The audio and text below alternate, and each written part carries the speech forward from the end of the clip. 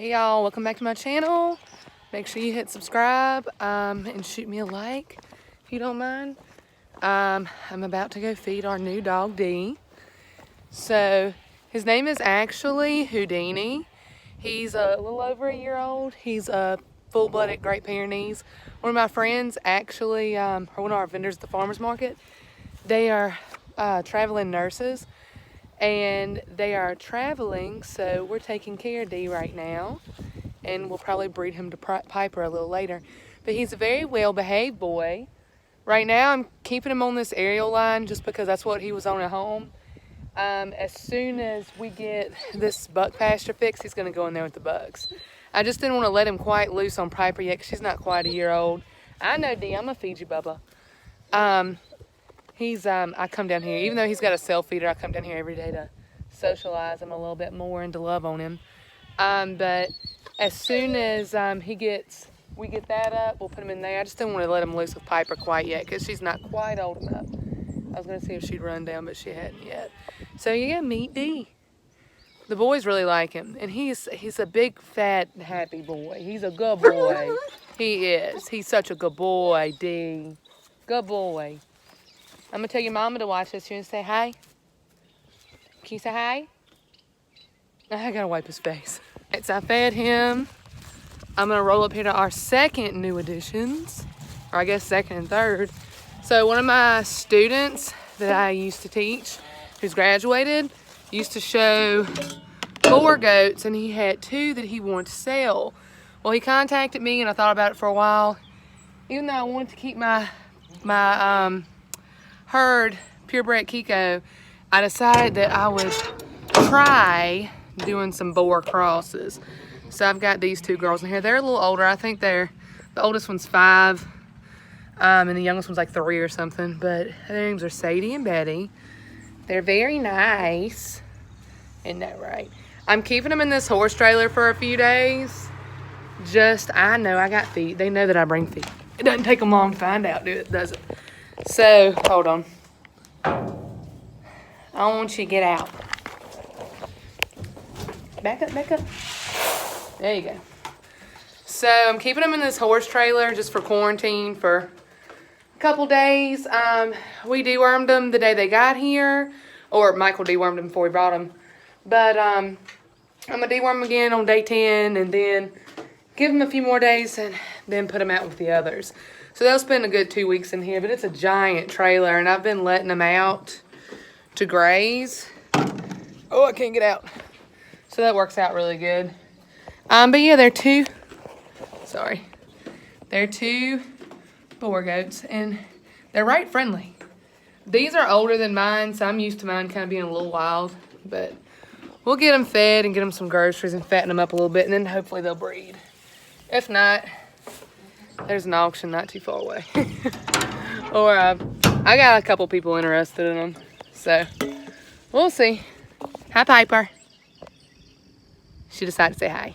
It's super rainy today.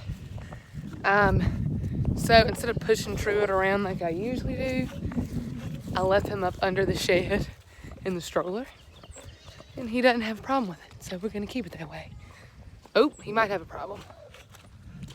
Oh, he's just talking. He's just discovering his voice. So, yeah, he's just talking a little bit.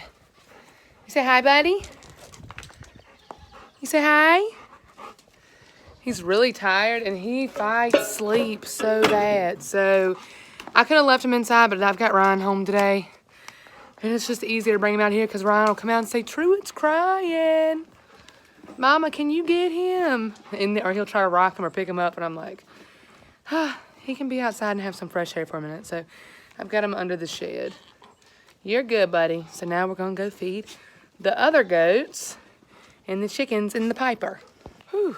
All right. So it takes me just a quick minute to feed them. I can't like hold my phone and feed them at the same time because they're like trying to get the bucket or I'm tripping over chickens. Excuse me, guys. Hi, guys. I have a very diverse flock right now. All right, so today I just wanted to talk to all my new chicken people out there about how to pick your breeds for your flock. So last video I did, I talked about how to order your flocks, or what the best way I thought, or how I order my flock. But today I want to talk about a couple breeds that are really awesome to start off with. So when you start looking for your chickens or looking to start your flock, you kind of need to think about what you want your flock to look like. Do you want it to be diverse, kind of like mine, have a little everything, or do you want them to be kind of uniform? Then you need to kind of think about availability. Like, are you going to be able to find the birds you want? I kind of always, within everything that you do, I like to stress to do your research. Whether you're reading the Stories Guide to Chickens, researching on the internet, asking professionals in your area, like, do your research and kind of find out what breed you want. I know availability is a big thing because some people, you know, don't breed purebred chickens. They'll have kind of backyard mixes, which is just fine. But if you kind of want a purebred chicken, or, sorry, I gotta rest my arm. Woo! Or if you are thinking about maybe hatching out eggs later, you kind of want to make sure you get some good quality birds. Now, I'll preach it again to you that my favorite way to get birds is from the hatchery, because one, they're vaccinated, two, they're super high quality usually, and it's just super convenient. Make sure you watch that last video of mine if you didn't see my explanation on that. But the breeds that I kind of tell people that haven't had chickens before to start off with are super docile breeds. Now, the two that I always think about being super docile are New Hampshires, which is basically a variation of a Rhode Island Red. It's made in New Hampshire, that's why it got its name. Or the Buff Orpington. Now, Buff Orpingtons are big old fat chickens, or Orpingtons in general. Buff is just for the color. So you can get lavender Orpingtons, chocolate Orpingtons, or this yellow buff kind. There's tons of different colors, and they're super docile, temperamented birds. Now, some people complain about the Buff Orpington because they say she goes broody a little more. Broody means she wants to set. I don't really have a problem with that, and I have a lot of buffs. All I do is when I see them setting, I make sure I get them off the nest every day. After 2 or 3 days, they go ahead and back about their business. So I don't see that as a problem as long as I have a sweet bird. I really like their large eggs. They lay up to 200 a year, so it does a job for me. When you go looking for your breeds, that's kind of what you need to look for. Do you want production layers? You want them just to look pretty, to say, hey, I got chickens, I got a pretty flock. Do you want meat birds? So I just really encourage you to go online or ask a professional or read a book and do your research, and you'll find the perfect birds for you. One really awesome way, if you can't choose, like me, I can never choose my favorite chicken. I really like buffs. Buffs are kind of my favorite chicken. But if you can't choose, go to a hatchery. Most hatcheries have a box of assortments, and get an assortment of pullets. I did that for McMurray this year. That's where most of these came from, are McMurray.